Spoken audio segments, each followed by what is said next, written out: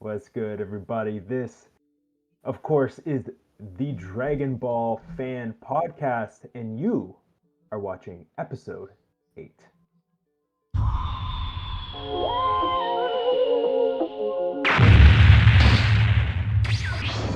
Here goes! Need a moment, someone would drive beyond the toys. My mind like Yoga, multiple voices trying to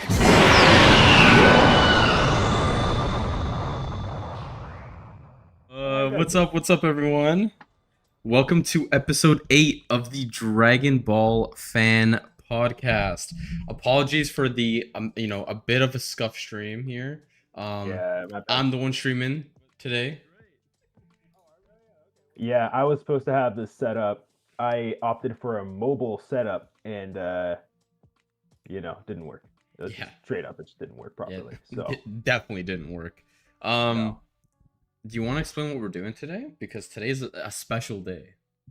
Today is a special day. So we obviously have been reading along on the mangas, and we got to a certain point where we're like, you know what, man? Like, let's catch up. Let's get in the conversation as it's happening.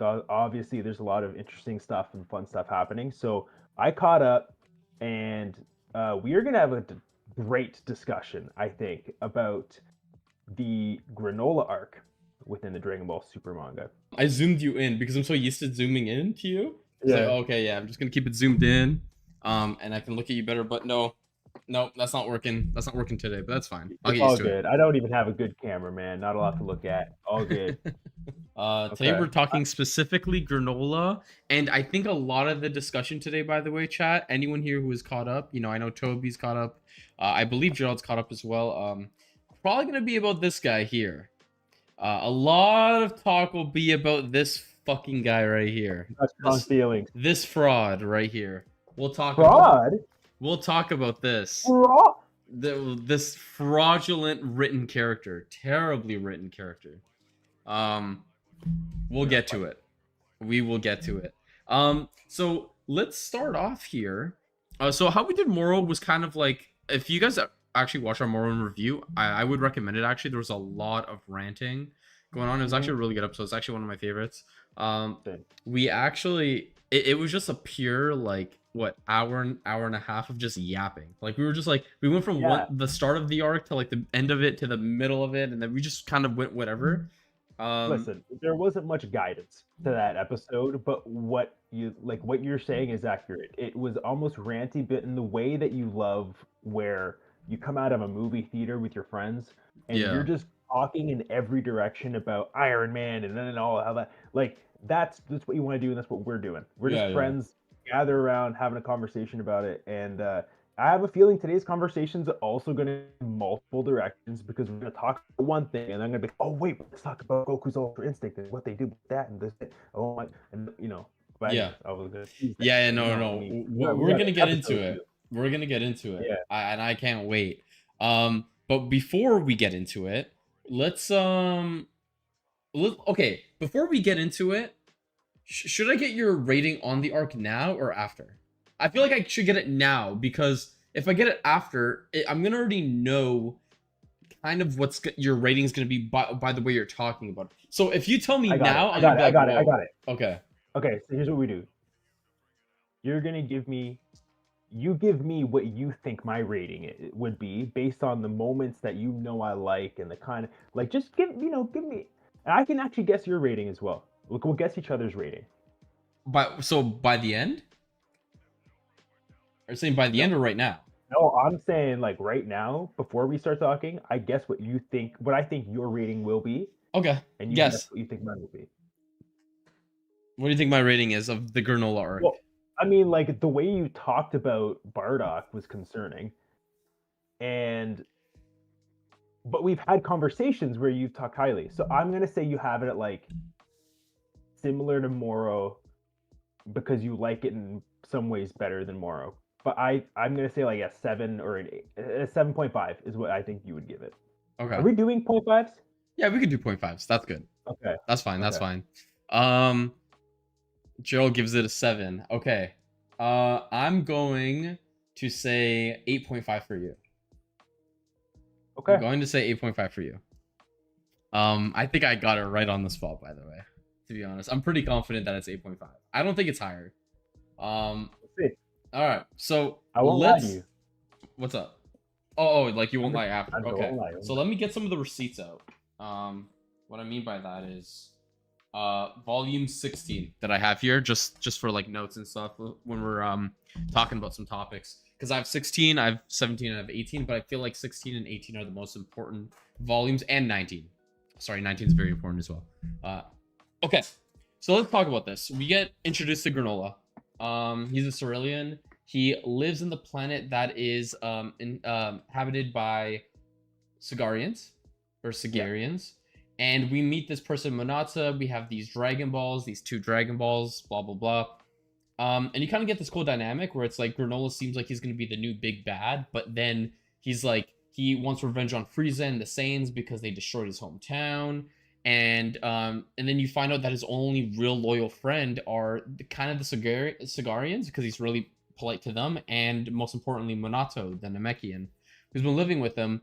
And I thought that was a great start to the arc, actually. Yeah. What did you think?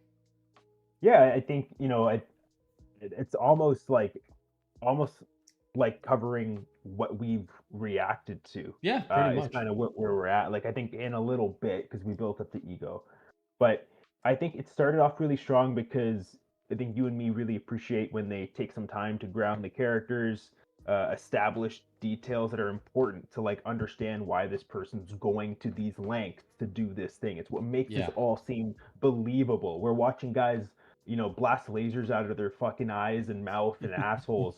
So Yeah. like we need to like in order for it to feel like a really good arc, it needs to feel relatable, and they need to establish motive. Yeah. And that is what they did, I think, to kick it off. And none of it felt boring to me. Like I think I mentioned a couple times, like, I'm ready for a little combat. I'm ready for a little combat. The combat came, Yeah. so I'm good. All right, let's start talking about a bit of the heaters.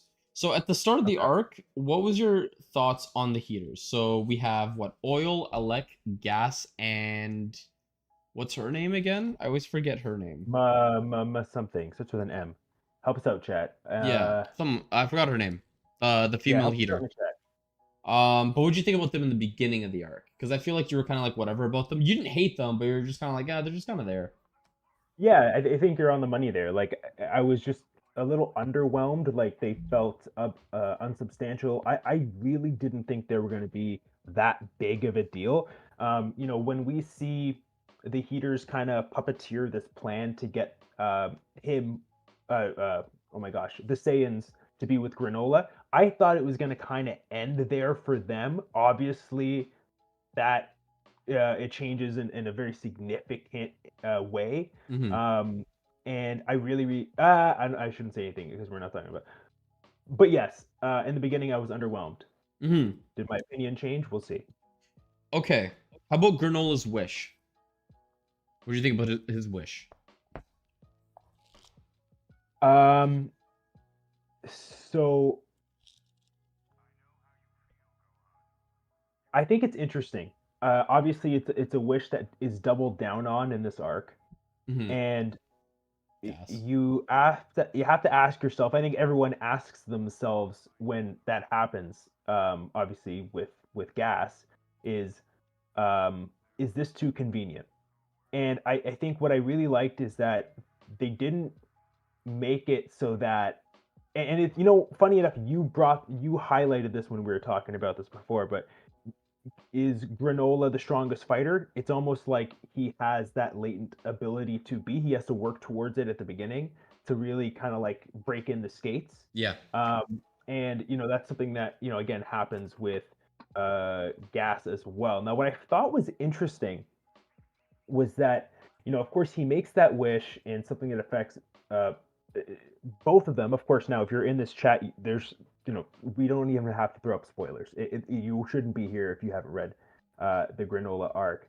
Of course, it reduces their time alive, and so what I found really interesting was that Gas's time was far shorter. But was that just because of the amount of power he was outputting? That's one question I had for you. because Yeah. from my understanding, my feeling, like Gas was stronger than Granolah the entire time before any of them made wishes. So then why did it take so much more of his life force?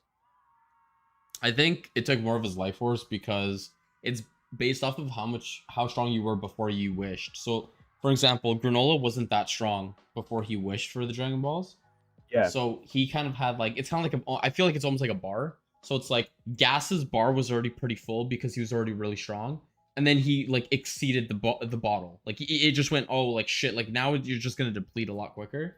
Whereas Granola was like, oh, Oh, maybe like because he was really weak, he had that leeway of just being able to use all of that potential already to fill that bar up. And that's why I think he was a lot better. The whole Granolah versus Gas thing I think is interesting because I think actually yeah. Granolah, when he wishes it, right in the beginning is weaker than Gas. But once we start seeing him, use his second eye, especially you see that against Ego Vegeta, on their fight in Planet Cereal, you really see how strong he really gets after he starts using more than 50%. Yeah. So I think at that point you would say Gas is a lot is not a lot weaker, sorry, is a bit weaker maybe, or just relative. Um Yeah. Whereas it obviously changes after, Gas gets the Dragon Balls and then that happens. Which is probably, I'd say, one of my first parts of this arc I did not like. I did not like how the two strongest new characters we got were people who were just like, I need a wish on the Dragon Balls, become strongest, blah blah, or, stuff like that. I was not a big fan of personally. What do you think? Okay, but in all fairness, like, who was going to wish for that? Because none of the I mean, maybe Yamcha, but like, no, none of the fighters have it in their character, especially the key 2, 3, 4 that we know as like our guys. Yeah, I don't see them ever kind of getting past their own internal pride to be like, hey, make me the strongest, Shenron. Give me the bypass. Also, I don't think they're willing to cut down years.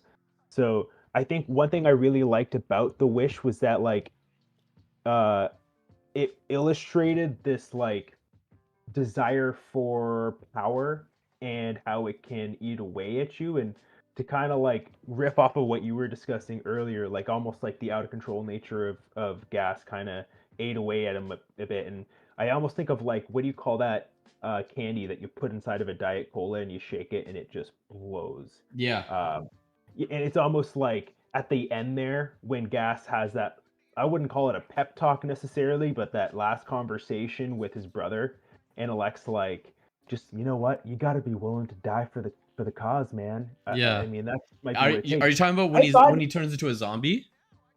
yeah, I legit, bro, I thought he was going to, because of the conversation he had with Goku during that whole really cool instant transmission sequence.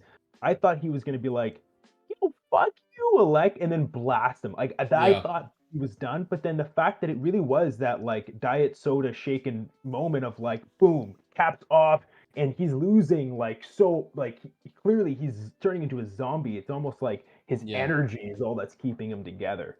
Hmm. Um, but that desire for power is blinding. And it's obviously something that is relevant in real life, but you see explored through Granola, and the way that he treats oatmeal, and the way that he even treats Minato a little bit as well. Yeah, But obviously, like a big moment, he takes off oatmeal and he just drops it. yeah. And And then Minato yeah. finds oatmeal and then sees Goku and is like, wait, yeah. Oh. We'll get to that though. I'm gonna blue ball you a little bit more here. Gerald says in chat, only one that stood out for me from those was Gas. Yeah, I'd say so too. I mean, I guess Alec stands out just for the simple fact that he's like the head honcho.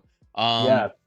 I didn't like the wish either. I don't know if the Earth Dragon balls can do the same, but I thought if you asked for something that is higher than the dragon's power, he couldn't do it. Yeah, and I think that's the only reason why it actually happened was because there was a downfall to it too, right? There's a consequence you have to take with that. So I think when we're gonna talk about it later because I need to talk about this later. The Black Frieza stuff, where Black Frieza actually trained. The So amount that's of why. stuff we have to talk Yeah. about. So we got to keep moving here. I guess we could start talking about their first fights. So how do you think um Ultra Instinct? Oh, well, actually, we can actually skim over this because we actually did our reactions to it. You could probably check that out. What's up? Pause before we go into it. I know we're gonna get into a good conversation here, and I just want to get to Gerald's comment that just came in before Sure. we dive into it. So he says, I didn't like the wish either.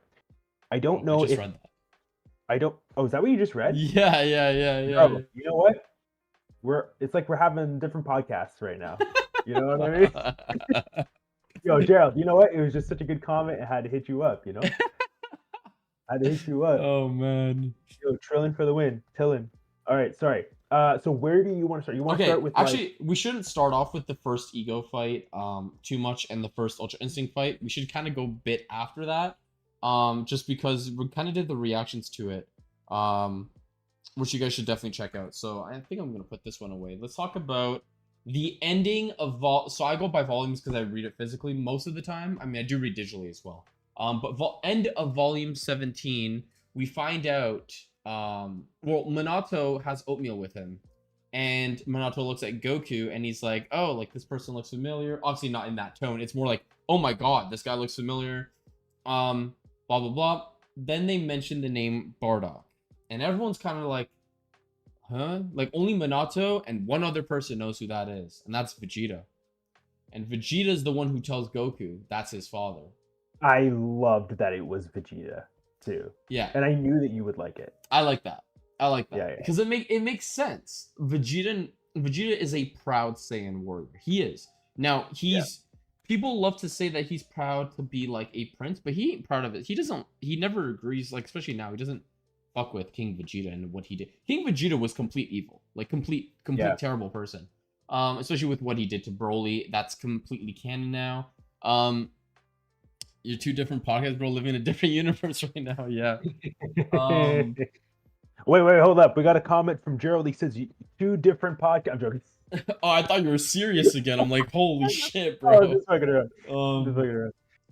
So how do you think? Okay, when you saw the Bardock name being just being put out on here, because you got to understand something. Correct me if I'm wrong, chat. I don't remember Bardock's name at all being mentioned in a manga panel, only through the specials. This is the first time ever in volume 17 on their last page that Bardock is completely canon. Correct me if I'm wrong, because I believe that also came out before Broly. Is Broly? Yeah, Granolah came out before Broly, right? Or no, it's after Broly. I'm dumb. I can't think right now. Broly is the latest thing, right? Yeah. On the timeline. Yeah, because we get no, but regardless, even that, regardless, our first implication of canon Bardock is Broly movie, but in manga format, it's volume 17, the end of volume 17. So when you see Bardock's name being put out there, where do you think the next chapters, or for me, the next volume is heading at that point? Because it's like, why does this need to be said? But then you're like, wait, it's being saved. And then you're like, oh shit, this is tying together now because like Granolah was actually saved by a Saiyan and it was Bardock. Right? So where was your head going when you saw Bardock's name being mentioned? I was confused because not confused, but like almost concerned that they could take it down a cheesy route. And the moment I read Bardock's name, I think I started thinking about, obviously you had mentioned that there were things about this arc that people didn't like. And I kind of ran a few things by you and you're like, no. And I'm like, so what's the biggest thing? You're like, it's the fact that, or like one of the biggest things is the fact that Bardock is in it in the way that they kind of use his character in this and stuff. But, off the bat, I was like, oh man, like, I hope they don't butcher this. Because it could be something cool. We had a podcast. I forgot what episode it was. I think it was rematches that we want to see. And you said Kaba versus Vegeta, and you want to see them go back to planet Vegeta. But essentially, and I even mentioned like I'd love to see Goku kind of connect again, with his Saiyan heritage a bit more. You know, I saw it as an opportunity maybe for that to happen. I was glad that you know, seems to have been the case. Obviously, like they explored that, and you know, spoiler, that's one piece I did like. So, yeah, I was concerned, but like hopeful. Hmm. I don't have the volumes with me because I believe it happens. Well, I know it happens when Goku fights Gas. I don't remember if it's the first time or if it's second. You're gonna have to correct me because I didn't finish volume 18. I was rereading though.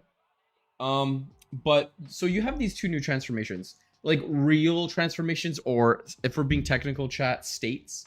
So, States. I like to use the word states a lot now because of how say the Super Saiyan forms and transformations are kind of being implemented and kind of being foreshadowed to come back into in relevancy.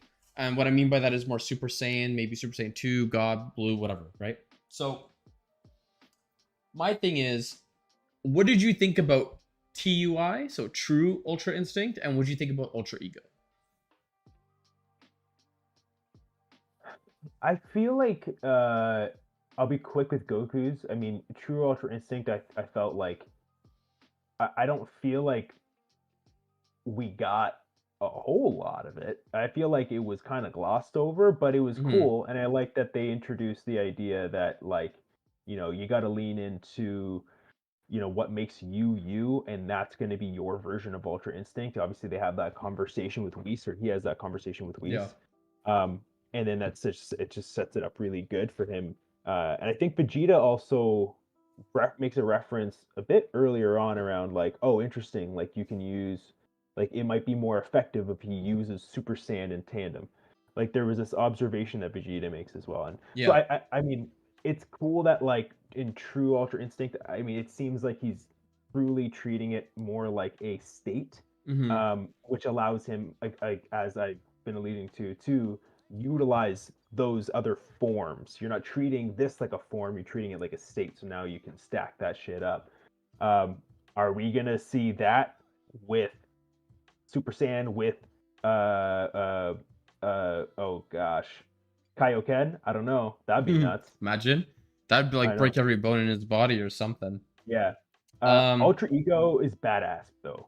Like he is cool as shit. Now, you know, he could get canceled out here.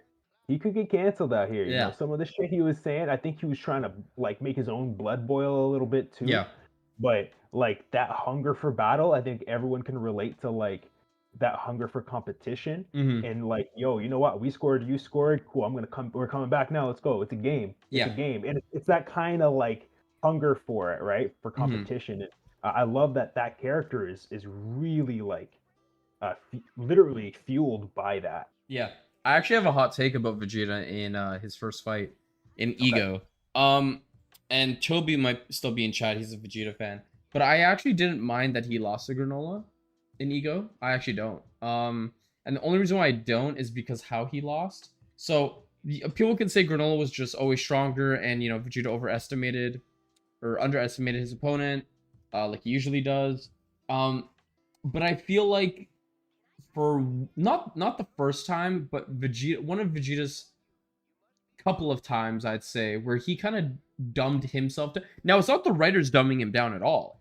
It's not, again, I don't even think it's dumb is the right word, but he kept taking hits on purpose by Granolah a lot in the beginning of that fight. He was like, Yeah. he was like, Granolah was sending barrage of Ki blasts to him, and he was just like, he ate it. He just Yeah. ate it all, and then he was like, after the blasts faded away, he was hurt. It's not like he was taking these shots like they weren't hurting him. They were literally hurting him.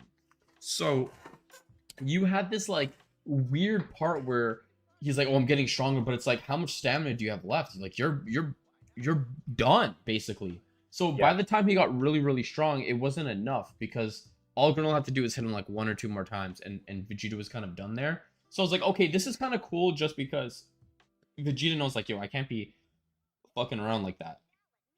I can't just be, like taking hits all the time. And I think that's where Ultra Ego becomes really broken of the transformation, where it's like if he can master it, and his mastery is more like okay, like he can use like destruction or Hakai, whatever, at a very efficient level and be able to take more hits, like be more durable, have great True. endurance, he just becomes insanely broken, like insanely broken. Because it's like, okay, I'm hitting you. Sure, you might be.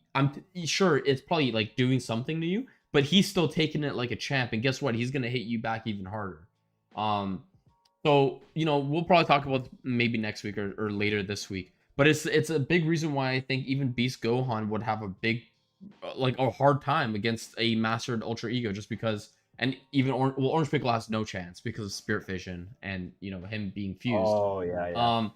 But yeah, like I think that's a big reason, because like let's say Beast Gohan punches him very, very, very hard, and he somehow like withstands it. Guess what? Guess what's about to happen to you? Like you're about to get clapped if he's strong enough still, right? So reminded me of Super 17 GT eating all of the hits, but Super 17 wasn't getting effed up like Vegeta. Yeah, true, because Super 17 is actually likable, right? Or a liked character by the writers. Well, in GT it was a different writer, but yeah. Okay. Let's do it. We're gonna do it. We're gonna talk about it. Talk to me about this guy. Talk to me about him. I need to know what you think about him as his involvement in the arc. I loved it. Every single fucking part. I hate everybody. Yeah, Josh hated it because he's like, why couldn't there have been King Vegeta? No, you know what, bro? Not at all. Listen up. Listen, man. You just gotta give Goku. Listen, Vegeta's been taking the spotlight when it comes to like, wow, the fucking growth on that guy. Goku's been like, oh, okay, like last touch. But he gets all the W's. He gets he deflects goals in, bro. He got the goal because he got the last touch. But point is, Goku's been like a very one-dimensional character for a very long time. So for there to be growth, and it was there's growth. There's growth. I don't see growth, bro. The only part you're telling me he didn't reconnect with his Saiyan heritage. Oh, he didn't God. literally say out of his mouth, I know what it means now to be proud of who I am. Like, bro, what are you talking? He literally says in the manga, dude, I know who I am. Like, how can you say there was the best part? The best part about Bardock's involvement in the arc was when Goku picks up the Scouter. Great moment. Yeah, every time the Scouter comes up, really cool. I love the Bardock fight. The one thing I don't like. Okay, please tell me it's the thing I'm thinking about. It's the Ultra Instinct. Okay, yeah, that's fucking awful. It's awful. Yeah. Like, it's not bad, it's awful. Sense.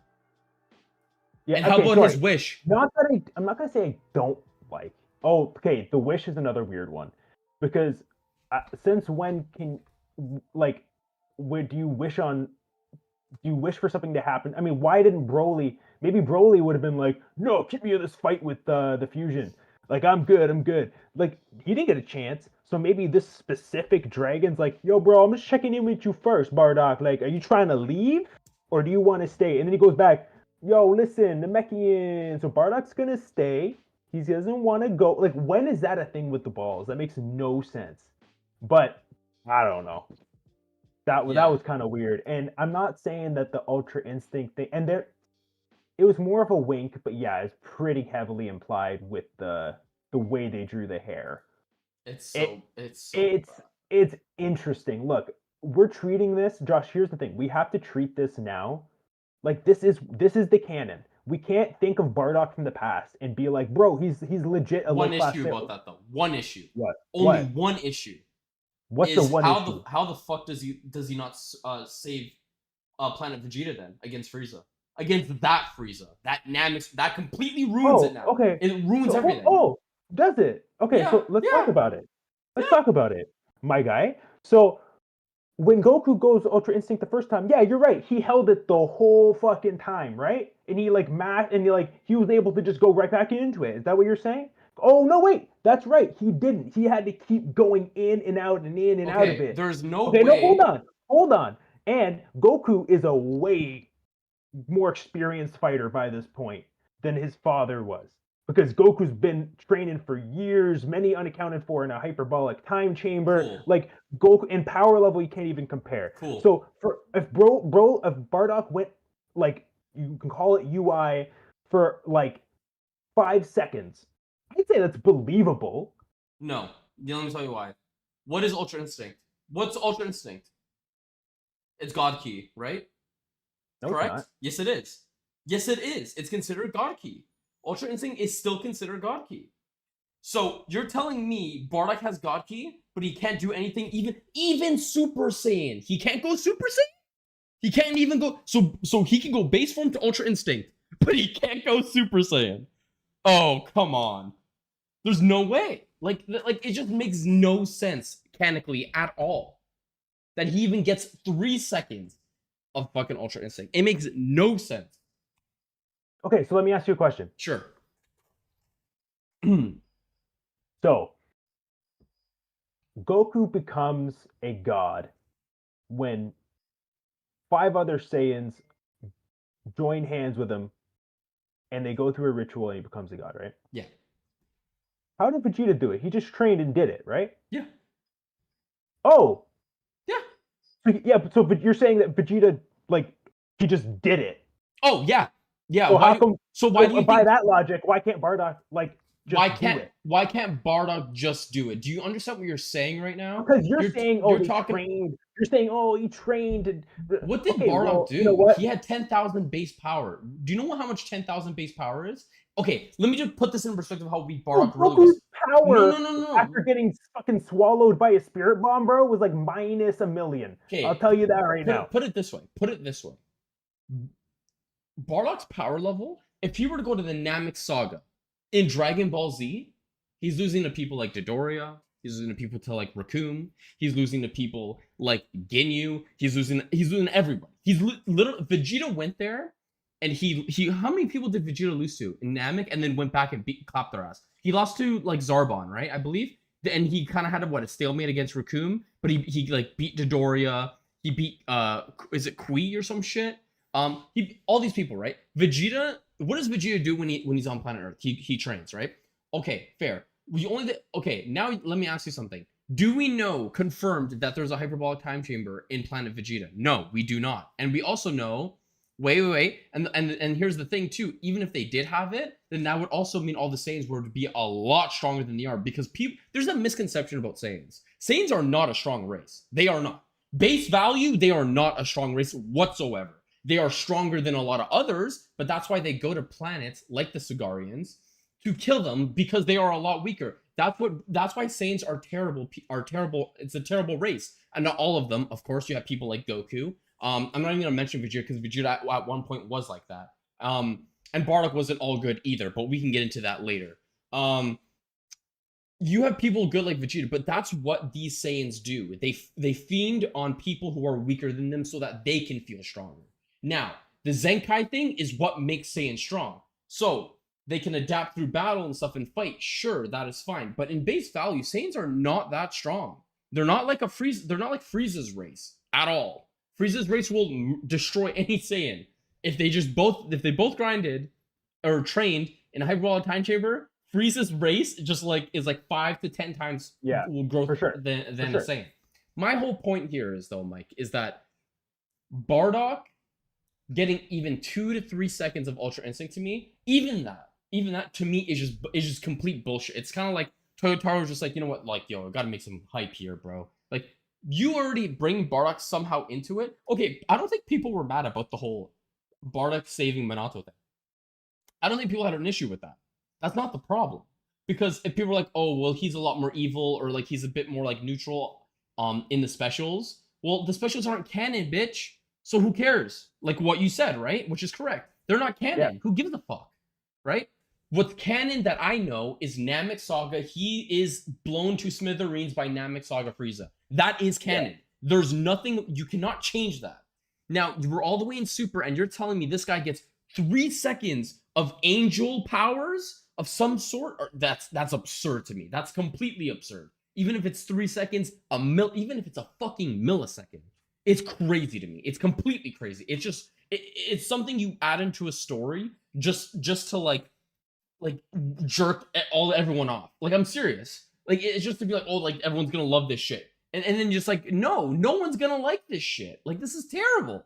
This makes no sense. That's like me putting Vegeta now in the next arc, and he gets mastered Ultra Instinct. It's like no, that's not how this works. He can't get Ultra Instinct. People gotta stop this shit with Vegeta Ultra Instinct. He thinks too much. That's the point.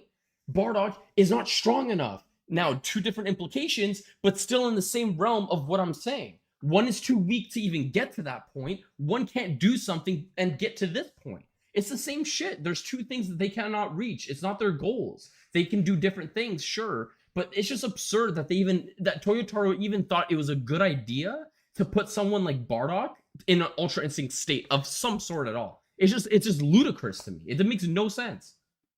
And that's why I don't like Bardock at all. I'm like, okay, I'm excited. I like Bardock comes into the story. Cool, fair.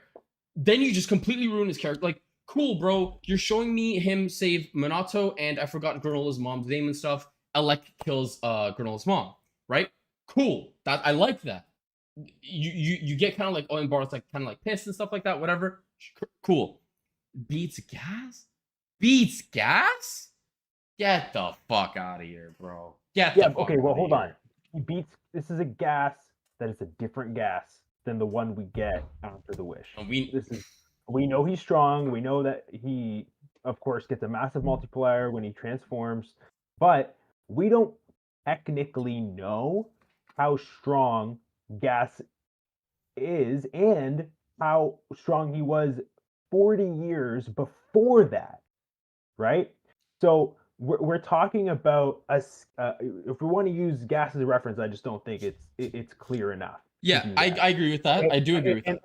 And I definitely, Josh, I do agree with you that, and I agree. I like a lot of what you said.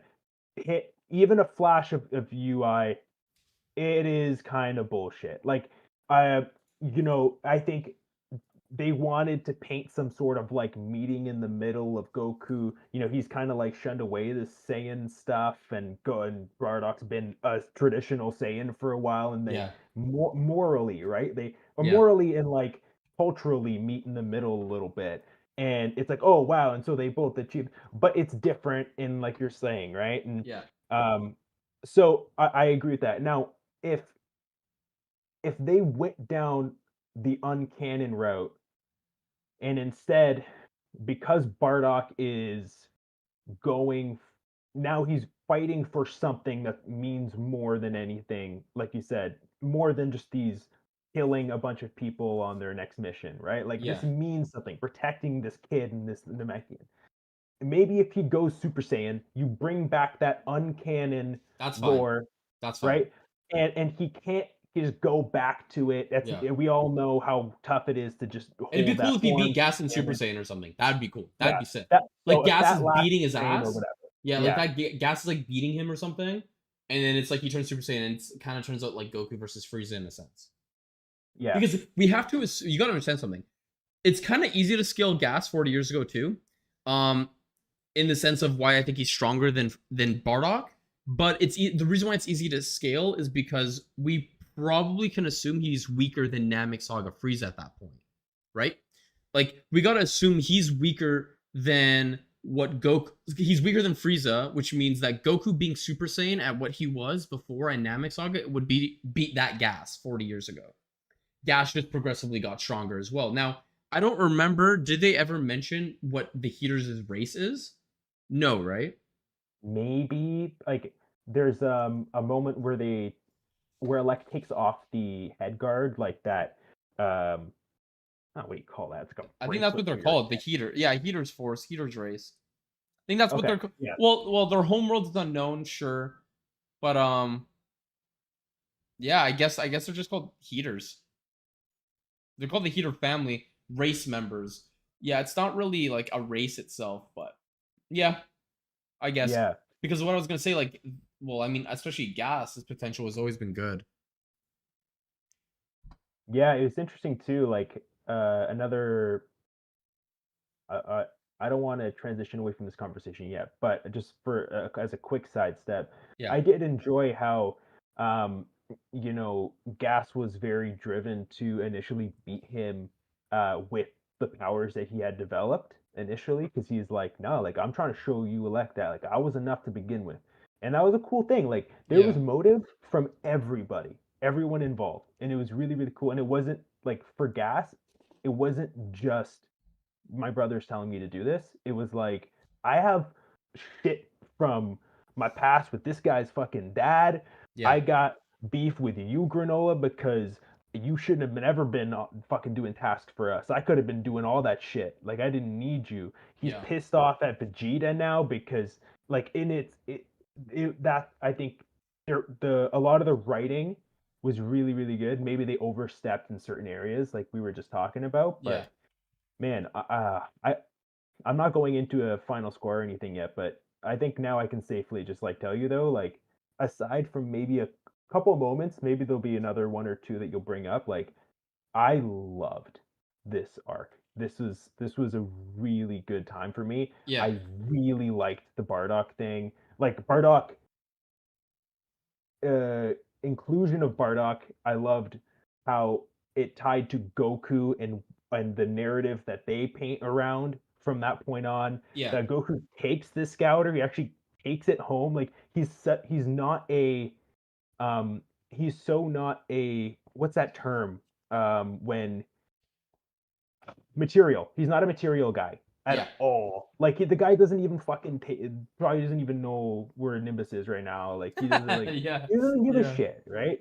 Yeah. Um, but for him to take the scouter was like, yeah, this means something to me now, and also like to have the flashback for that stuff to come back to Goku, like that was rad. I was like, yes, that's awesome. And the perspective they give you from like inside of his pod, like looking out, like the Yeah. daily, like mom walking by and dad being like, hey, see you son going to work. Like that Yeah. was fucking sick. I love that we got like basically what I was saying I wanted if we were to get the Saiyans to go to Universe Six's Saiyan planet. For Goku, from Goku's perspective, like for him to connect with his Saiyan heritage, maybe to learn somehow more about his father, and we got that. And so for me, from a Goku perspective, um, I felt fulfilled. From a Vegeta perspective, I loved so much of that. I really liked Granolah and how Granolah was such a big piece of all this, and even the little side characters that sprinkled in around him, like the Yeah. Sigarians, like Oatmeal, and like Minato. What Yeah, for stood out sure. for you though? For this part, um, well, of the arc in general. However you want to take it. Like, okay, how about here? Let's go here. I obviously like you've voiced things that you didn't like about the Bardock situation. Before we step away from that, you the only thing I know that you did like was the scouter. What Yeah. like was there anything else about the Bardock situation that you did like? Was it like I wish they just didn't include Bardock, or was it like I wish they treated it Well, I slightly think different? I think them just like lightly adding him to the story in the beginning was actually pretty cool. I think that's how you should have put it. Um, but then having all this stuff that I think was kind of bullshit at the end is kind of what ruined Bardock as a whole for me at that point. But yeah, the scouter thing was pretty cool. I didn't like the wish thing. I did like seeing Bardock on panel though. Like that's the thing. I did like seeing him on panel was cool. Um, Yeah, and that's kind of it really. Like I didn't really like too much about Bardock, I'll be honest with you, but the scouter thing was awesome. Like that part alone makes me not have Bardock himself as like a 0 out of 10 in this arc. Like if they just implemented Bardock really well in the beginning, like just softly just put him in there, just be like, and then Goku like understands a bit more, but like we don't even need the Bardock versus like gas thing, the Ultra Instinct bullshit, the I wish this, forget about Raditz bullshit. Like, no, like, don't care about that. Even if we just yeah, got like that end of volume 17, a bit of the volume 18 stuff where like Alec kills Granola's mom, stuff like that in the ending there. And then you kind of see how like the ending conclusion, not including the heaters, I think it would have been fine. I think it would have been better. But yeah, overall, not a fan of Bardock, but I did like well, I'm a fan of Bardock. I'm not a fan of how they implemented Bardock in this arc at all. And and I into canon, the canon realm yeah. ultimately. Yeah, exactly, exactly. So yeah, that's kind of it for me on that. I do want to mention though, um More Arc is my favorite super arc, but um the art I feel like in some instances in Granolah is pretty insane, honestly. Like I know there's this whole thing where it's like, like Toyotaro trying to cover Toyarama's shoes and no one can like I don't care what anyone says. You can have your favorite manga and stuff, but in terms of shonen, just shonen, right? We're not talking about like Kentaro Miura who does or did rest in peace Berserk, but that's a different kind of or manga. If just shonen, right? Just shonen battle manga, nobody can do it like Toriyama. No one. There's no one even significantly close who can draw better than Toriyama in terms of choreography and paneling. But Toyotaro did a very good job for his standards, and I don't mean that in a disrespectful way. I mean that in the sense that you're arguably filling in shoes for the greatest of all time mangaka for shonen in terms of drawing, like illustrating, um, ever. And I think he did a fantastic job on some instances of some fights. Now, the fights that I actually think he did really well on in terms of paneling and art, because that's one thing I do not like about Toyotaro. Sometimes it's kind of hard to read how he's paneling stuff, but he in Yeah. Granola arc I feel like sometimes he did a really good job. And my favorite fight actually we can start going into this. My favorite fight in the arc is actually Gas versus Granola. It's not Gas versus Vegeta. It's not Gas versus Goku or Granola Goku, Granola Vegeta. It's actually Granola versus Gas. That's my favorite fight in the arc. Um, Yes, I agree, and it yeah, was cool that we kind of kept going, getting back to it. yeah. We kind of get back to Tell me a it, bit more and about what you like, though. the I like the first real fight that happens. I believe it's on chapter 81.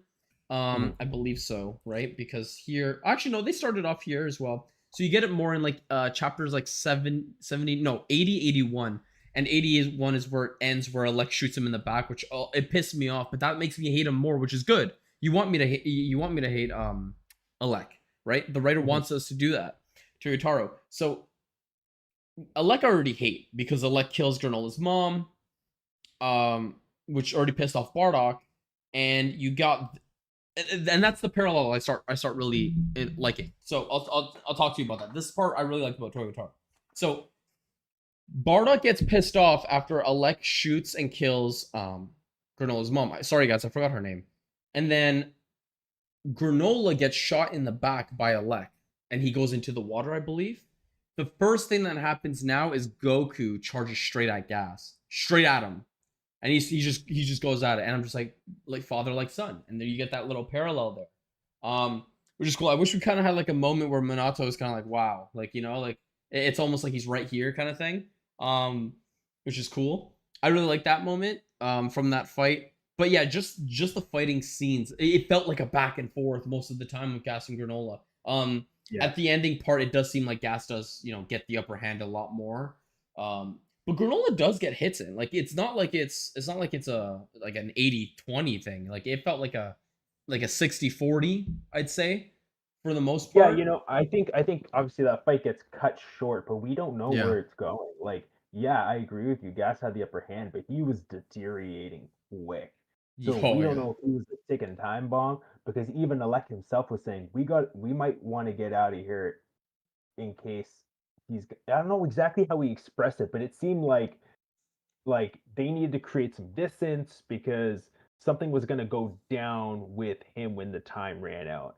And Yeah. I don't know if he was going to blow up. I don't know if he just didn't want them to see it. Hmm. But um, yeah, we don't know exactly how that fight was going to go. But I agree. I thought it was really, really interesting.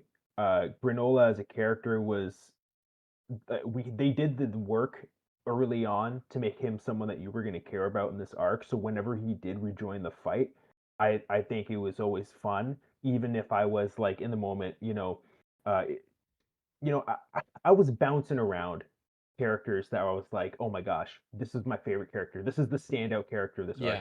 Granola was incredible. Vegeta was incredible. Goku, I feel for the first time since Tournament of Power, which isn't that long ago, but I don't know, like even just moments of it, like Goku felt like a hero again in certain moments. The way they drew him, like uh, the way he was, like some of the conversations he was having with Vegeta, but like especially the way they drew him in. Some of the things he was saying almost reminded me of like more of the slightly more of the stoic Goku that we know. Yeah. He's not Superman, you know, obviously heavily inspired by, but he's not Superman. But um, I really like that. Then we go to Vegeta. He's got this new form. That's fun. That's exciting. Like you said, it's super weird that he's got to like keep taking damage, and he leans into that a little bit Yeah. too much. It's like, oh, I can sort of keep going, but I also am broken everywhere right Yeah, now. exactly. That was fun. The conversations between him and Goku, and then obviously jumping to Bardock. When I was watching the Bardock stuff, like you said, he was fun to see on the panels.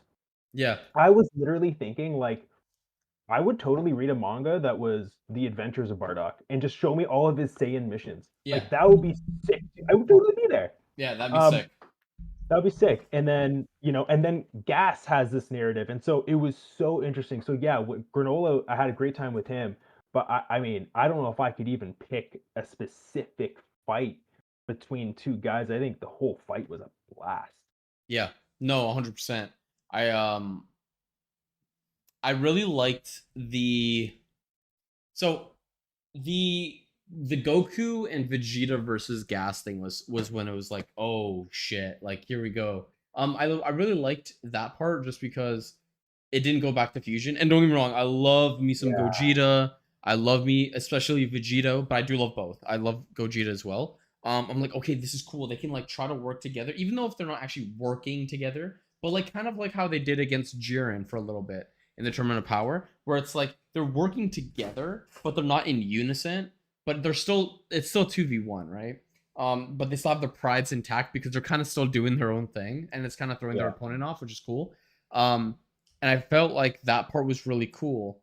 And then we get the zombie gas.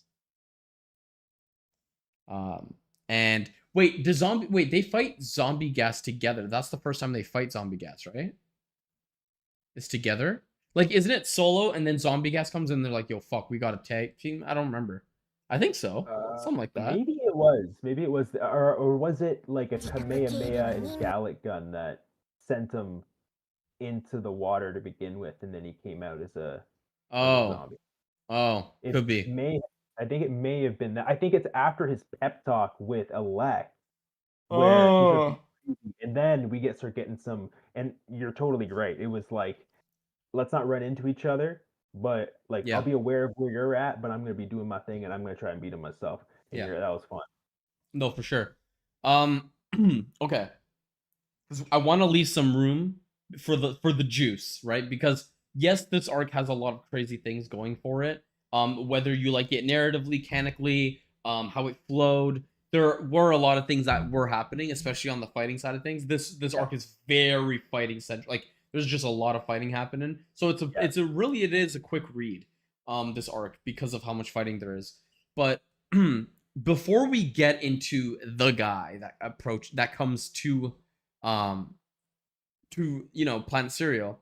Um, before we get to that, you get this character, Zombie Gas, and you're kind of like, okay, like this guy's deteriorating, he's completely done, right? What's actually happening here?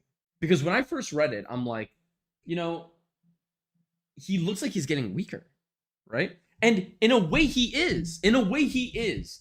His body and like his soul itself is deteriorating.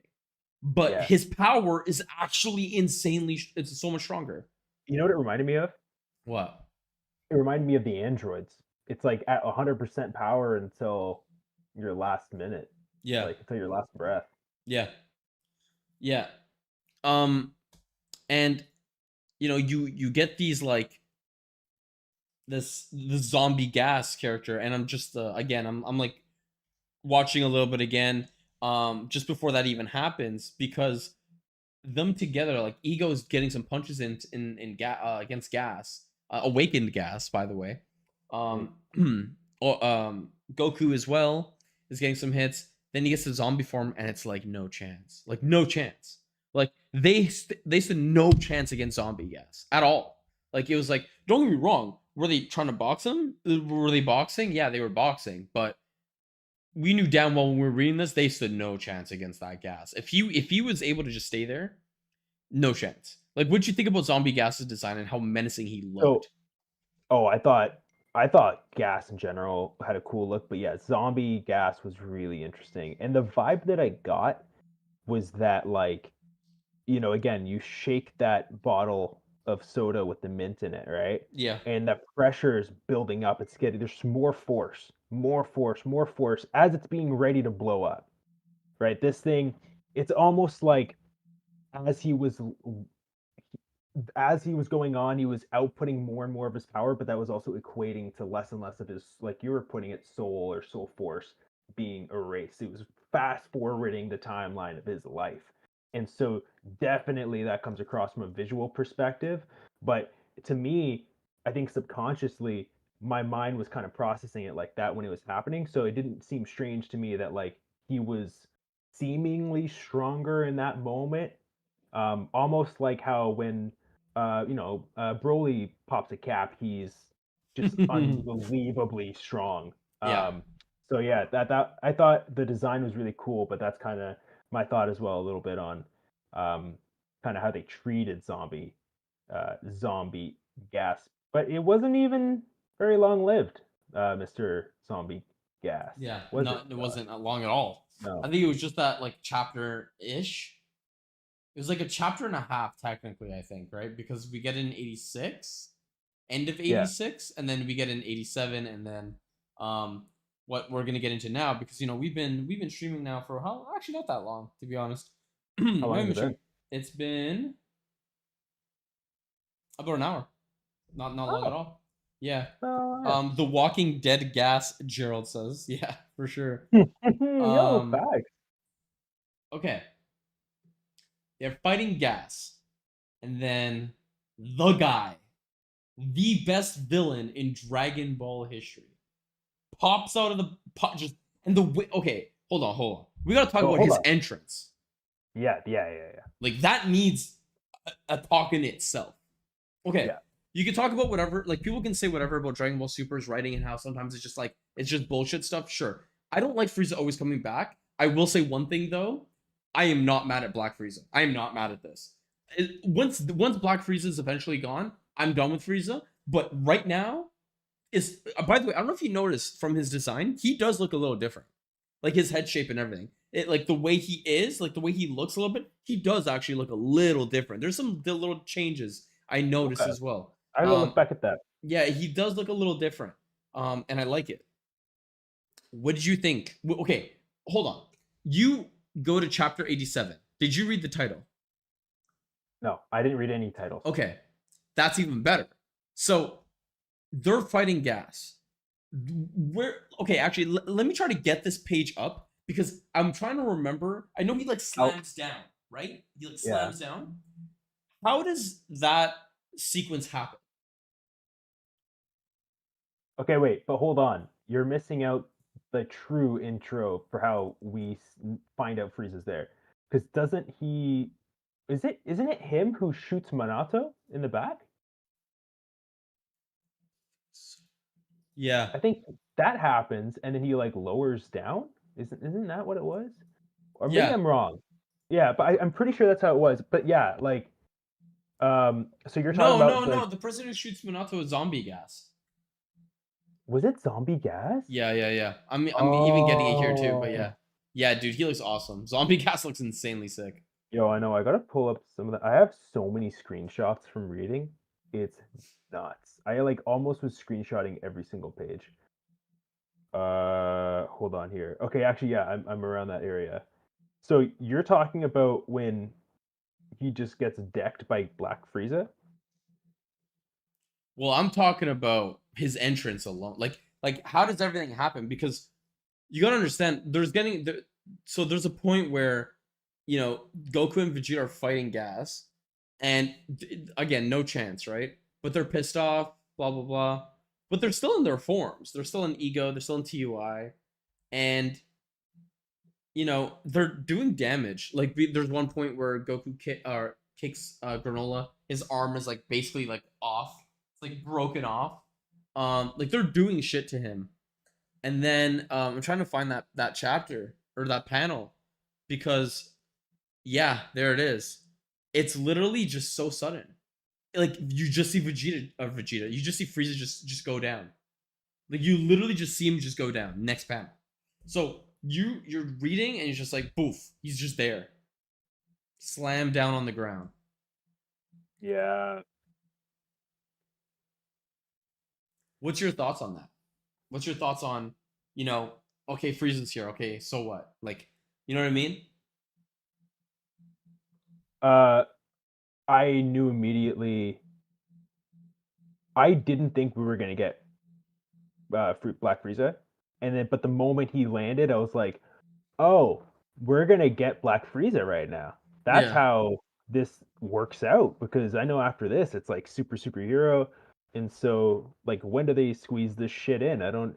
Oh, it's now. It's gonna be now. Yeah. Okay, and then all of those headcanon thoughts I've been having around like how do they present like how like someone gonna die? Is it gonna be is Goku gonna die? Is Vegeta? Is there gonna be something crazy? And but yeah, it I was excited to see his new form because I was like straight confident that I was about to see it, and I did. I gotta Yeah. say, I saw in the bonus chapter like colors and stuff. I think they could have made Black Frieza look way cooler. I don't know why we needed any white on him at all. Even if they were to like leave him white but turn the purple black, that would have been cool too. Like, but why did they leave part of his chest white? Like in his like that was just weird. Anyways, Yeah. Um I like it. I actually like the form for Frieza and okay. You know how I am with Namek Saga. I think it's the best Z arc. It's not my favorite. I think it's the best yeah, written though. I yeah. Cell arc is always my favorite. Um, but I can go back and rewatch Namek Saga all day. But Mhm. Frieza, I didn't like Golden Frieza, and you know this. But getting Black Frieza and being blue balled now for over a year because we haven't gotten anything basically because of superhero is, and now that we're finally getting it back and you know we've been doing this project together, this podcast, this Mhm. content that we're doing, it's really gotten me excited for Black Frieza to come back into the story because we only get one chapter of it, right? Not even a chapter, it's like a quarter of the chapter. um and there's a lot of Vegeta, no, sorry, Frieza has always been menacing, but they're the confidence now. Like he's always been confident, arrogant, sure, but he knows. Like the thing is like in the tournament of power, he knows Vegeta, he knows Goku is stronger than him, but he's just kind of like fire ki blast here, Kaba, you're dead, this and that. Like I don't care, sure. But now he's in an even more dangerous state because he could do whatever the fuck he wants. He could toy around, and that's what he did. And I'll tell you my favorite part about the last chapter of this arc is, to put it in a crazy way, Frieza ended the whole arc in like 3 moves. He ended the arc in 3 moves. He literally kills Granolah, or sorry, Granolah. He kills Gas in one shot. He puts his fucking palm through him. He's gone, and then he one shots Vegeta and Goku. And he doesn't hit Granolah because Oh, Granolah he is kills occupied. yeah, and he kills Elec, and then he hires the other two I believe so. to Yeah. work for him. Yeah. So Exactly. that's interesting, and that's also something that like maybe this is a headcanon. I don't know. Like obviously those two have the ability to transform into that form as well. It's something that they referred to as like, oh, you can't take off that like that for gas. It was like the head piece. I think they might have different accessories, but whatever. It's like it stops them from going. It's like not having the moon there when you have a tail. And so we know that they can maybe get stronger. I don't know if Frieza's going to exploit that or use it, but I was a little disappointed that I was like, why did they like when the gas was about to die, like rip off their thing and transform and give one like I kind of thought that was coming. Yeah. Um, but yeah, anyways, I'm rambling. Um, how about the hyperbolic time chamber for Frieza? Oh, wow.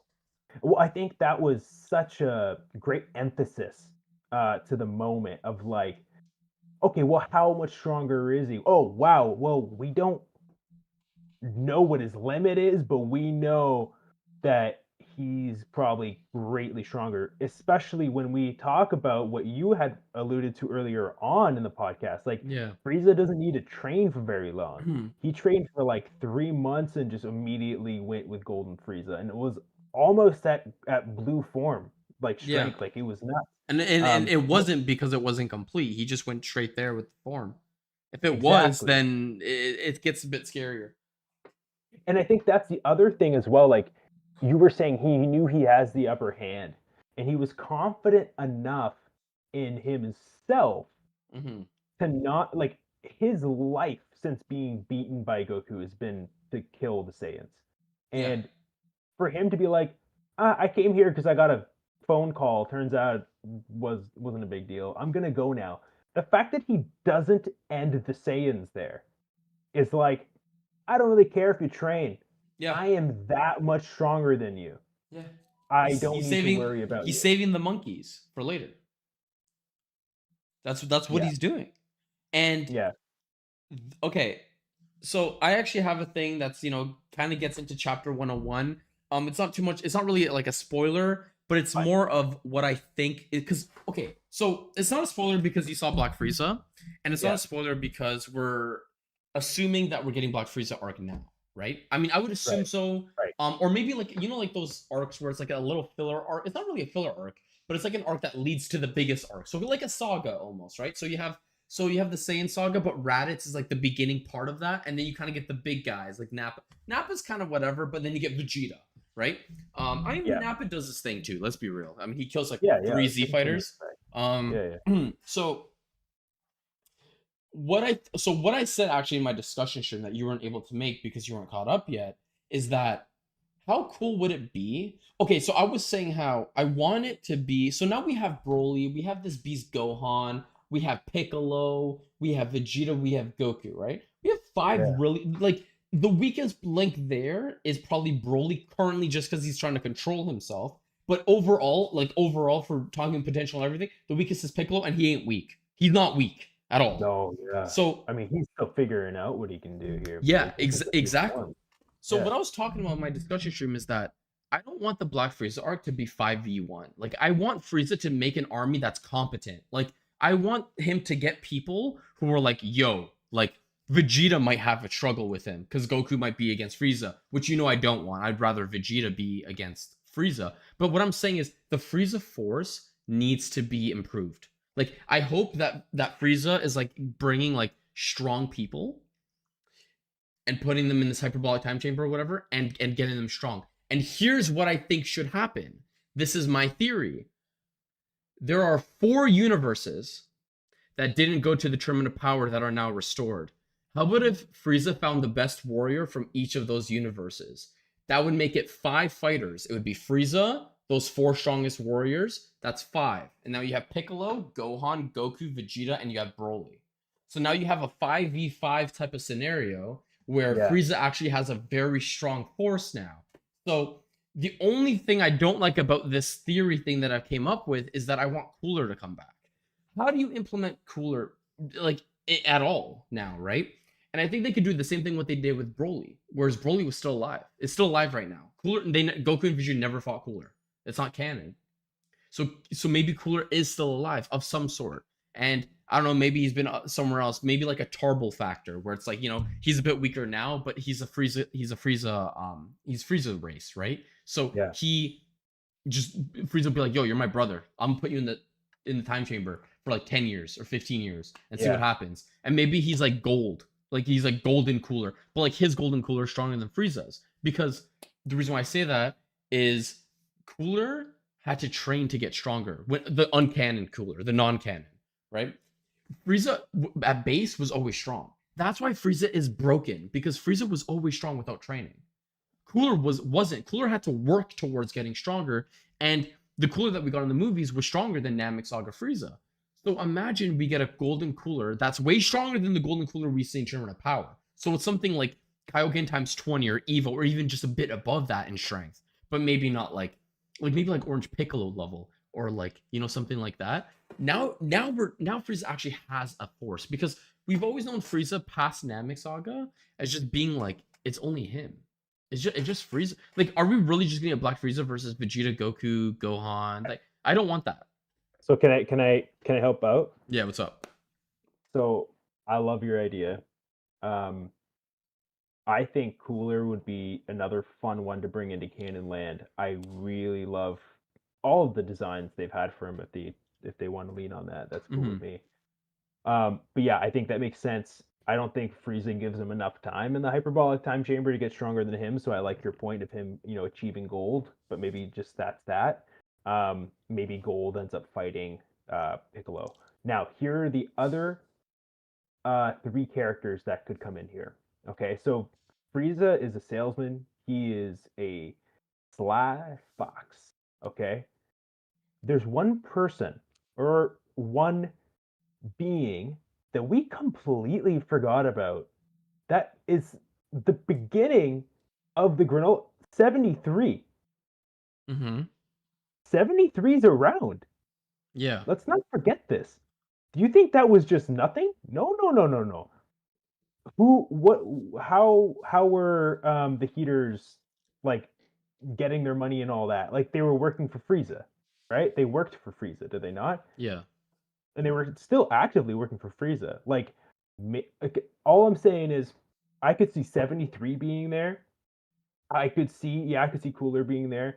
I could see him contracting Hit, and I can see him talking to Jiren and being like, "Do you want revenge against that fucker who made you feel weak and small? Let's go." And Mm-hmm. now you have like kind of like what you're saying, like five fighters on both sides that should all be able to hold their ground. Yeah. Yeah. No, that's pretty cool. I like that too. I like that because that that brings 73 back, but I think it brings him back and maybe he's like somewhat stronger. The thing with Maybe 73, he still he has has like a moral gimmick. powers. Yeah. Or he's a gimmicky guy, but not in a Yeah, bad way. It's actually pretty cool. And I think that would be like the end of, 73, you're kind of gone kind of thing.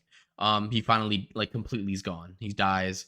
And I hope that's what happens with Frieza. And I hope Frieza's death is very satisfying in the sense where it's like I'm almost like hurt that he's gone, just because it's like you gotta understand, when if Frieza eventually goes and he never comes back, it's really gonna hit this time, because it's like they won't bring him back again, surely, right? Like obviously end of Z, whenever he comes back at the end, right? They bring him back in GT and stuff, but that's not canon.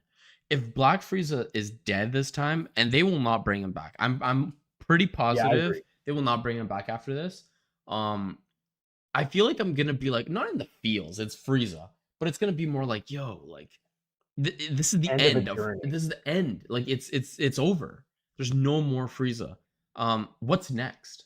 Kind of thing. It's almost like what's next, and I think and the reason why I'm tying this with 73 is because we start getting 73 in Moro, which is the post Tournament of Power, post anime. It almost feels like we're in a saga right now, where it's like Vegeta and Goku's growth and how far they can get to currently, because they're still in their prime ages. They're in their late 40s, early 50s, and they're Saiyans, so they'll still look like that for another like 15, 20 years. Um, so I feel like getting 73 gone and Frieza gone, like it really is an end of an era, like, or a saga of some sort. And I think that's cool because we can finally start getting to the end of Z. That's what we want. Which we're We want to, definitely very close to yeah, right and now. and they got to change a lot of things, so or else it doesn't make sense. So we got to have a new end of Z ending. But yeah, I do like the 73. I do like the cooler thing. I do like my whole theory on like the four universes, and and Frieza knows this because he was at the Tournament of Power. So he knows that there are four universes that did not show up. And That'd maybe be cool and maybe because if it'd be anything, also yeah, characters that we don't know about. exactly. And the only issue again that I also have with that is one, I want Cooler back, so it would be 6 against 5. But I mean, who's the sixth strongest fighter? Do we bring 17 back? I feel like that. I feel like it doesn't really add up to bring 17 in from like the five that I've already said. Not Yeah. because 17 is weak, but it doesn't make sense thematically. Personally, um, Yo, it's gonna be Tillin. amen. If it's Tillin, bro, that'd be crazy. That'd be kind of Ultra crazy. Do the Ball. fusion dance. That'd be insane. Yeah.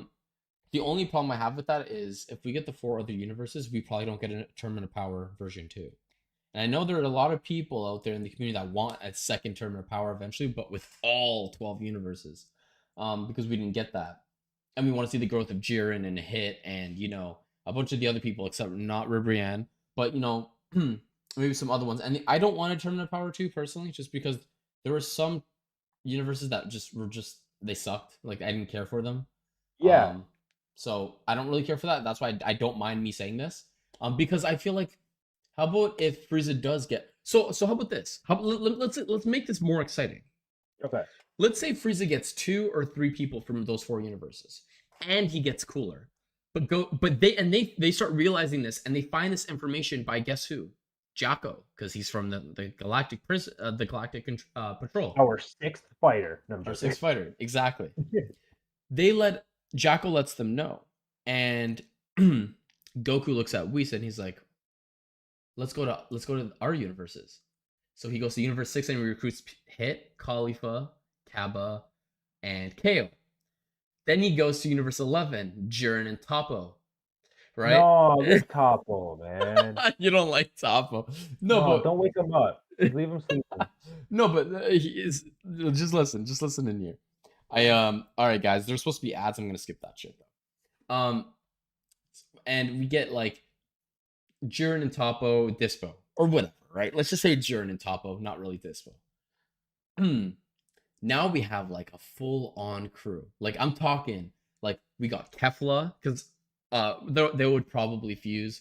We have Kaba, we have Jiren, we have Hit, we have Toppo, we have Vegeta, Goku, Gohan. Like it's a full-on war at that point, and it's Frieza Force versus or it's like the Frieza's universes versus Goku's universes or whatever that he recruits. That would be insane, dude. That would be crazy. Holy shit, that'd be like an insane arc. Bro, let me write this shit. Toyotaro, bro. What are you doing? Yeah, I know. Dragon Ball Josh. Dragon Ball Sky. Oh, Dragon Ball Sky. Dragon Ball Sky. Yeah, let's also not forget that with us getting Trunks and Goten as teens, we're opening up the floor for some serious development from them. And we don't know, like, even just the two of them fused that teen, like, we don't really know how strong they are, but if you're talking about bringing in a sixth guy, it could end up being them fused. Yeah. Yeah. I don't want them solely. I really like your concept, though. I also like the idea of, I think we're done, like, Goku versus Jiren, but it would be cool to see them fighting alongside each other for sure. Yeah, because they have respect for each other. Effort to take down the guy that Goku teamed up with to beat Jiren in the Tournament of Power. Yeah, that's kind of weird. It would be so weird to see like Jiren. Imagine Jiren just getting like boxed by mostly everyone now. Like he just looks like he's just so much weaker because of how everything scales. One thing I did want to say, you mentioned that you're not sure if you want a Tournament of Power 2. I agree with you to a degree, because I would love for the next Tournament of Power to come after Oob, and for it to be like Goku for Goku, maybe even Vegeta, but to be like, this isn't my fight.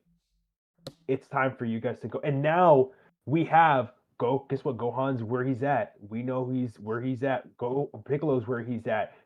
Some of these characters that have been in the shadow for so long now get a chance to like Pan, like Teen Pan. Oh now you have bro, like, give me Teen Pan, bro. Teen Pan, and like Teen Pan's going Super Saiyan 4. I already know. I'm joking, but.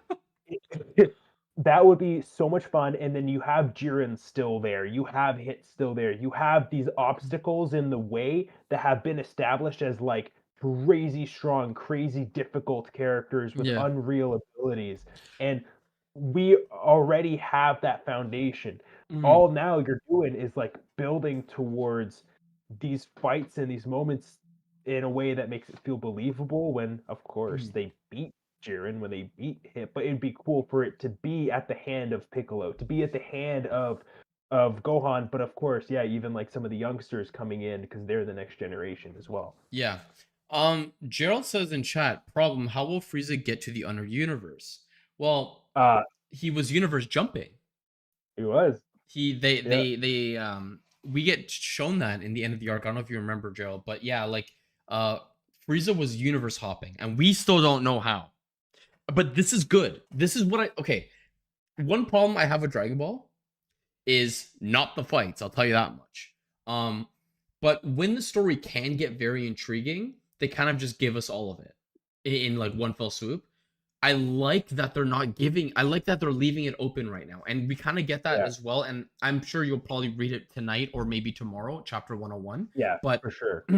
even in chapter 101, there's something like left open, and the whole community is like, "Oh, this might happen or this might happen." That is good for a series. You don't want it to be like, "Oh yeah, this is just gonna happen." Yeah, everyone knows already. It's gonna happen.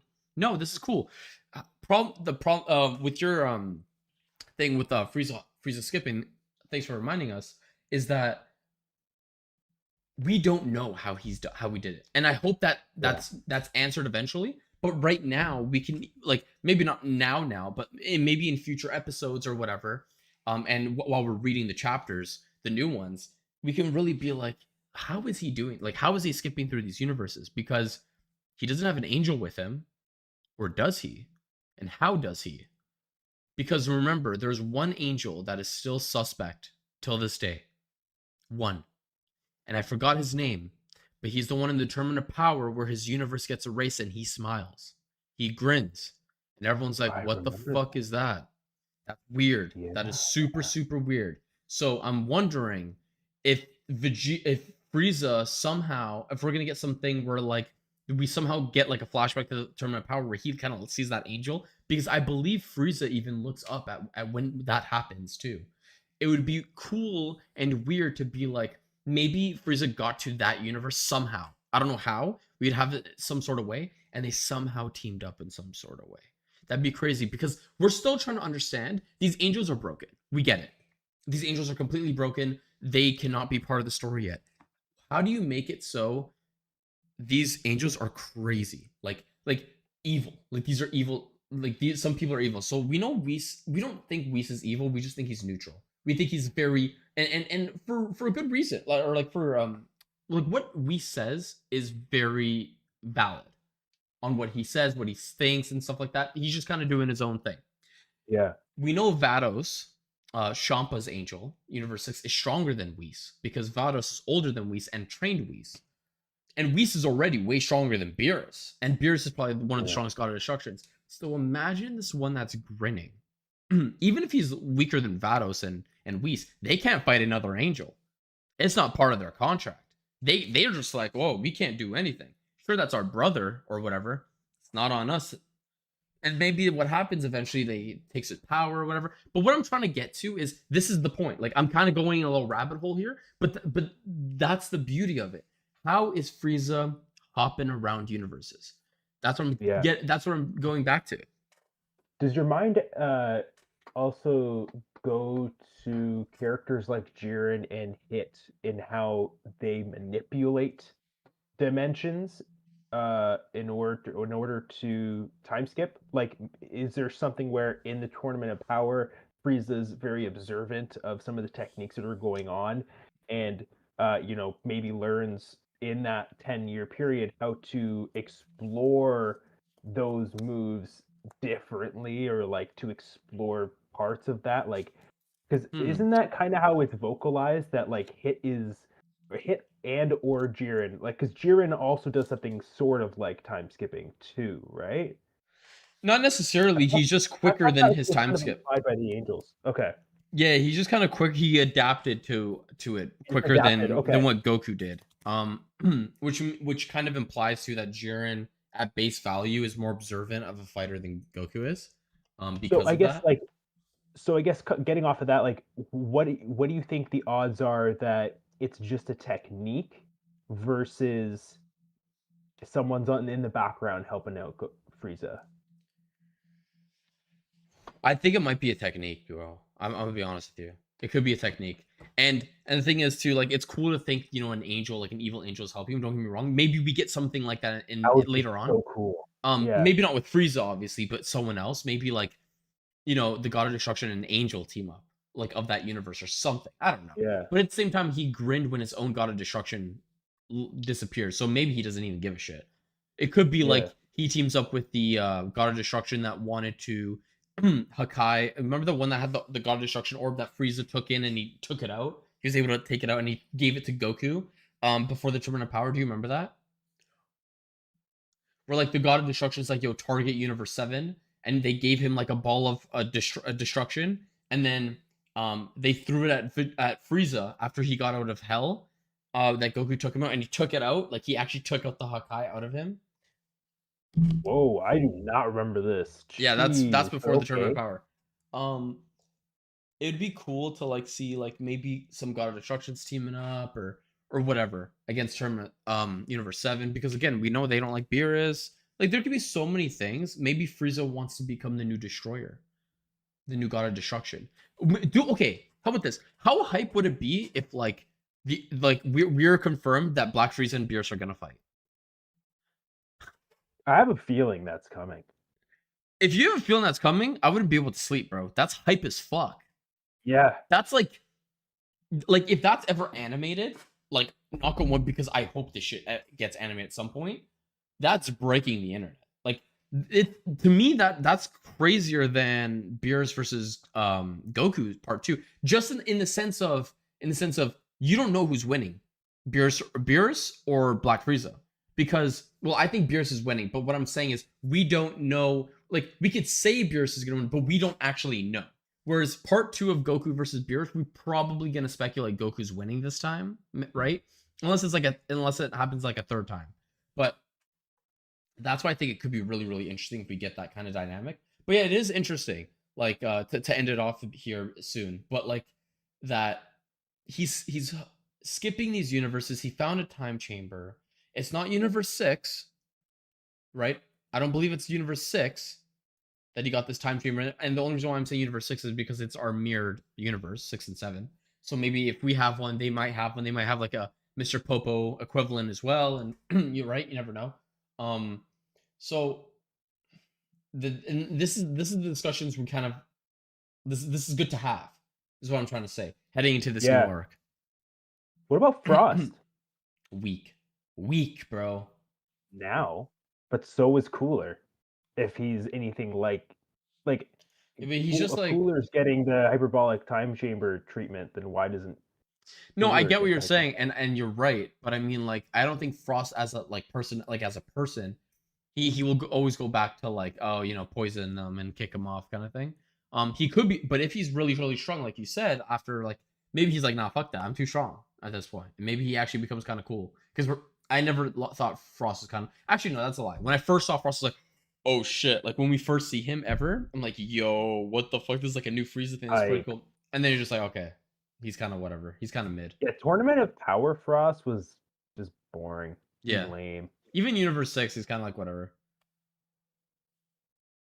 It was okay. Yeah, it was, yeah. What's the chat saying? True, I forgot. Frieza has some serious contacts. He definitely does. He does. He's been in the game for a while. He literally was running the universe. Yeah, so he was. It's nuts. I forget about that sometimes. Oh man. What an arc. What an arc. And we have a lot of fun shit to come, clearly. Yeah. Obviously them hinting at the end towards the fact that maybe Black Frieza isn't this great warrior that everyone is talking about. It's probably Gohan. Maybe it's not though. Maybe it's Black Cooler. We don't know. Before we end it here, let's get our actual ratings. Okay. So I said for you 8.5. What is your actual rating of the Granolah arc?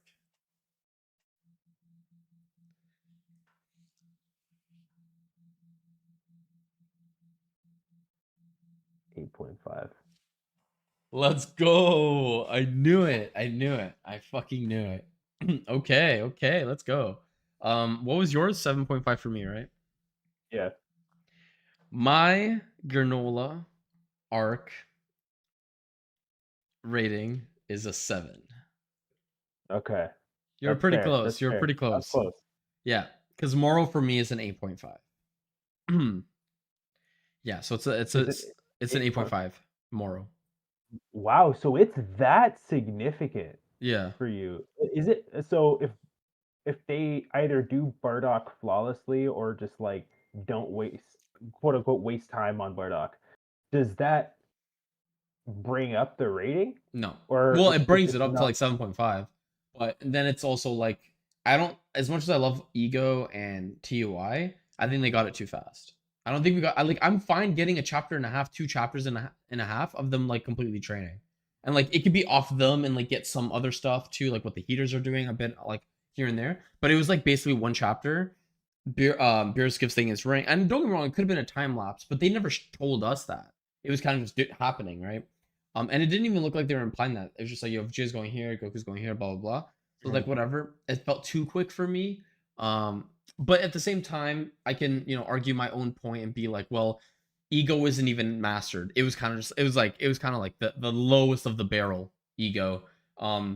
Goku definitely has the more defined form currently. But, yeah, I guess we could talk about this later on because, I mean, on Thursday, we can talk briefly on 101 before we head into. I'm about to wake up my dog if I do that, to be honest. Thursday. That must have scared someone, whoever's listening. Thursday. Okay, Mike, I'll be honest with you. I'm not joking when I say this. I'm ecstatic. No. Listen. Do you understand how much like I've never gotten to fan made manga just because I'm like, it's probably just like some like whatever shit, right? Dude, Mhm, mhm. I've literally only heard good things from Kakame. Only heard good things. There are people on Reddit, literally on Reddit, who literally say, please fund this shit. Like, fund it. Some people, not some, a lot of people think it's better than Super. Um, that's always gonna happen, to be fair. Why are we comparing? It could just be a Thank you. cool other Why project. not just Yeah. be its own thing? They're Yeah. respecting the original anyway. I don't like that whole thing anyway. I'm just saying, like, if people think that way, maybe there are some cool like dynamics they're added. Because again, us as fans, sometimes we think about things that corporate, like they're just kind of like our studios, they're kind of just like, oh, whatever. When they're or Toyotaro when he's like writing something, right? And Yeah. we're like, yo, this would be cool, this would be cool. That's what you call fan service. And we might get a lot of that with Yeah. Kakame. And I just want to read you quickly. I've already told you this before, but Dragon Ball Kakume synopsis before we go. That's really It's interesting. funny because it almost sounded like you said Dragon Ball Kaka synopsis. um, Oh. so Dragon Ball Kakume is a fan-made depiction of the story that takes place after the Tournament of Power. The doujinshi kicks off with the doujinshi means a fan-made. Um, so this manga kicks off with the end of the tournament as Goku and Frieza manage to defeat Jiren and win the competition. Following that, Android 17 gets to make a wish using the Dragon Balls. And you kind of go from there. So, like, similar to the ending of Dragon Ball Super Anime, the android's wish is the erase of the universe. However, besides the erased universe at the Tournament of Power, other universes that were formerly erased also get restored. Immediately after, an unknown individual attacked the Zeno Palace and forced the Grand Master to fight him.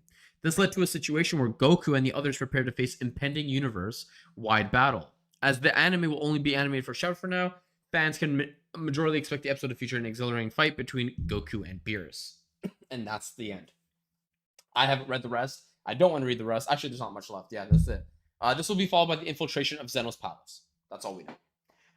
which is pretty cool. And yeah, Kakame is actually trying to get an anime adaptation somehow, which is crazy.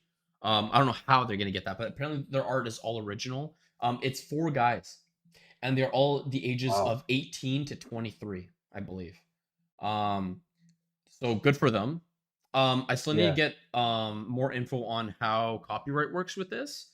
I'll try to message maybe two or three of their accounts on Twitter today and just see if it's Yeah, that's a possible good idea. because they have no issues from what I'm understanding from promoting it. It's fan made. I'm sure they would appreciate that. It's just a matter of is Toei Animation or Shueisha being a little dick about it. That's the only thing. Um, which to their fairness, fine.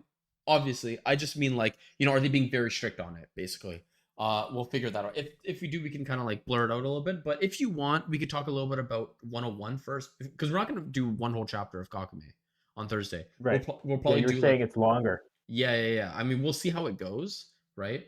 Maybe we can go on for like an hour and 15. If we're kind of good, we're good. We can leave it for the next week because again, we're monthly, right? Dragon Ball Super is monthly. We have time to fill in. And if we really like Kakame, which a lot of people are saying, like I've heard multiple people say, "Yo, you're probably gonna like it." Um, I think we will. It's also why I'm like I told you earlier, I want to get a notebook because there's gonna be new characters, gonna be new concepts, and I want to be able to remember that. It'd be cool, like having some new story, but still Dragon Ball, and like be able to theory craft and stuff too, because the Dragon Ball Kakame community is apparently huge. Like it's gigantic. There are people who only like do Dragon Ball Kakame content on YouTube too, which I find super super interesting. And it's almost like if you're doing content just off this, like it has to be good. Like it has to be. There's Yeah. no way I see hundreds of thousands of views on one video on a chapter discussion. It's like, yo, this crazy thing happened. Like it has to be good. There's no way it's not good. It has Yeah. to be. Yeah. Yeah, that's So fair. I'm That's excited for that. crazy. Yeah. Over Wow. Yeah, I am excited about that too. Sorry, what were you gonna say? I was gonna say the first chapter of it has like if I remember correctly, let me see if I can get this quick. If I can't, it's fine. Um oh I got it. If I could see it on mobile, that would be cool. Or mobile on PC. I don't think I can I? No, but on mobile I was able to check and like chapter 1 has like over 200,000 views. Like people who read it. Like over 200,000. I was like, this is fan made, bro. Like, this isn't just some like this is a fan made that's like not even a joke. Like they're Mm, clearly doing well, and I'm sure they have like patrons and stuff that are really funding this, and that's why I mm. think it's gonna be really really enjoyable because it's like yeah, look at this. Like they have um 88 million views in total. Um, Wow. yeah. So like Yeah, it's just it's we're just crazy. gonna have a good time for Yeah, sure it's gonna with be that. fun. I'm really excited about it. I think like there's something about the last actually a bit longer probably than that, but let's just say the last few years in general, this running theme within TV and film of multi-dimensional, multi-universe um kind of thing, multiverse kind of thing. It's opened up my mind a little bit to stuff like this as well of Yeah. like I like the idea of like this. Hey, why not treat this in my mind as like this is canon in another timeline in another uh you know universe where it worked out this way. This is Exactly. just the way it panned out, and I think that makes it really exciting, especially if they're telling a good story. And it sounds like they are, so it's really cool. I came across a Oh, few cool. Never fan mind. made It's not projects 200. for sure. It's not How long is 200 it? page. So they actually go by volumes, which is cool. So because that's what I was showing you earlier. They actually have volume covers. So it goes by volume. Mm, So it's like yeah, volume 1, volume 2. Sorry, no. It goes by chapters. So chapter 1, 2, 3, 4, 5 out of volume 1.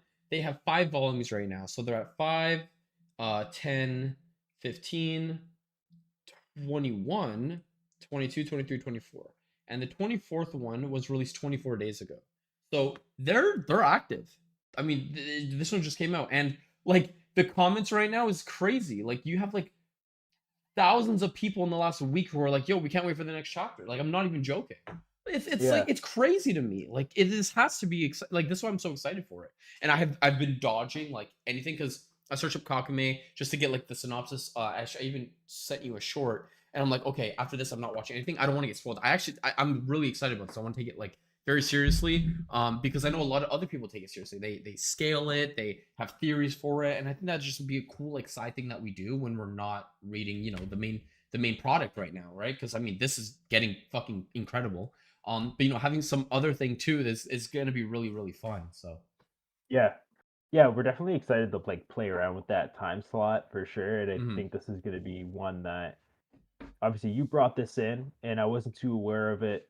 It's really cool and I love the idea of it taking place directly after Tournament of Power. Mhm. Like again, the whole split timeline like approach in my mind of like what if things happen this way. It really does Yeah. excite me and to know that like you're saying there's such an incredible there's been such an incredible reaction from Dragon Ball fans. Also, like uh, just hearing this, imagine how crazy humbling something like this must be to Toriyama. Like you Yeah. created this project and how it has blossomed with your community, like to the point where people are creating very impressive versions of alternative mangas based on your project that are like I just think that's so cool, man. Like Yeah. I just in general, like 100%. human being to human being, like that's And nuts. they've passed the threshold of like not copyright. So that's what's I'm excited about. I'm excited for their original art because they have two writers, I believe. They have a full on specific artist, like a couple artists as well. So it's like they're drawing him. I mean, sure, it's Goku, right? But it's obviously drawn enough differently that it's like, okay, it's not copyright. Like this is original art kind of thing, which is it's phenomenal. That's insane. It's so Oh, cool. very cool. Yeah. So, and the covers that I've seen, I've also, by the way, I've mentioned, especially for you, because I know you'll be the one usually handling the live streaming and stuff. I do know there are some bloody stuff. There's a lot more gory, but not like crazy crazy shit. But in terms of it should be okay still. Maybe if we have like a bit of like a censorship on the Cover. chapter still. Yeah, Okay. but apparently it doesn't need to be as bad as what we've been doing because again, it's fan made, it's original. We can play around with it, but yeah, I'm gonna message on Twitter see if they answer. I'm sure if I message like a few of them, maybe one will get to me by the time it's Thursday. So Yeah, yeah. Yeah, well, yeah, no that's exciting. pressure. Well, we're gonna be doing that. So if it's Hmm. something that you're excited for as well, then definitely make sure to join us on Thursday at 7:30. I'm excited. I'm gonna be there, and Yeah. I won't make mistakes this time that will lead us to push to 7:45. Again, that's my bad, folks. But we are going to start on time 7:30 this Thursday. We're going to react to what is it called again, Josh? Dragon Dragon Ball Ball Kakume. Kakume. Yeah, that's really, really cool. I love the cover art that I saw where it was like Gohan wearing a Universe 6 suit. He was wearing Or no, Jiren's suit, 11. Yeah, yeah. the Pride Troopers. Well, I mean, in all fairness, all of Universe 11 wears that suit, Yeah, yeah, yeah. right? Or like, I Pride don't know if all of Troopers. the universe does, but the at least the top 10 do. Oh, the Pride Troopers. Yeah, yeah. Yeah. So, yeah, that was cool. I was like, all right, we're giving Gohan something here. This is cool. Yeah, and bro, he had like 15 abs. Like I'm like, oh, they're I doing the know. exaggerated shit. This is crazy. Oh, Um, get me on his workout plan. Jason Cage, if you see this, my guy, get oh me on that gosh. routine. All right, guys. We're gonna end it here. We want to thank everyone for stopping by. And just letting you all know that we know we have a Discord and join on in. Join on in. We're doing events. Right now we have an event going on. And if you have enough XP for the whole week, you win volume 20 of Dragon Ball Super. We'll be doing this for every new volume that comes out. So that's once every 3.5, 4 months.